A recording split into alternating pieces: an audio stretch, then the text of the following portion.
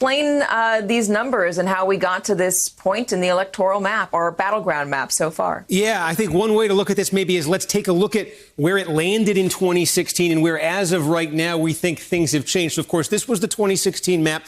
Remember, Trump with 306 electoral votes, 232 for Hillary Clinton. So this is where it landed. Now, I'm going to show you what the NBC News map looks like right now. By the way, some of these states are lean Biden or lean Trump. We're either making them blue or red here, so you're not seeing the difference between the solid and the lean. If it's lean, we're giving it to the candidate that is leaning to, just for the purposes of showing you where this thing stands. And you can see here, as you mentioned, we've got Biden at 334 right now, Trump only at 125. So what are the changes? 6 states here. 6 states that Trump won in 2016 that we now have leaning to the Biden column. That is Pennsylvania, Michigan, Wisconsin, those big 3 Midwest states that Trump was the first Republican to carry in 3 decades. All 3 of those now over on the Biden side. Then Arizona, Florida, North Carolina, 6 states there. And also, by the way, there's that 1 congressional district in Maine, the 2nd congressional district in Maine. Remember, they give out electoral votes by district there. Trump won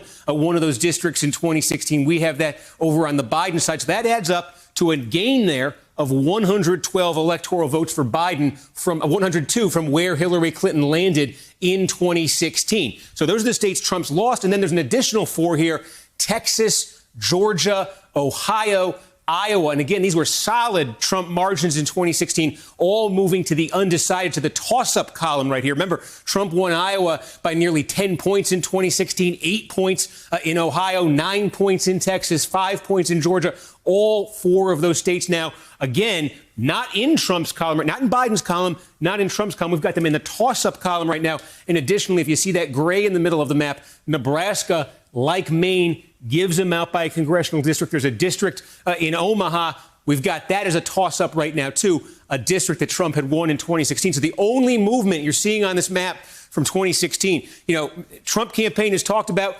Minnesota, Clinton state in 16, trying to make it a Trump state in 20. We're not seeing that movement now. They've talked about that in Nevada, in New Mexico, New Hampshire. They've picked a number of states. You're not seeing any movement from what were the Clinton states in 16 to Trump in 20.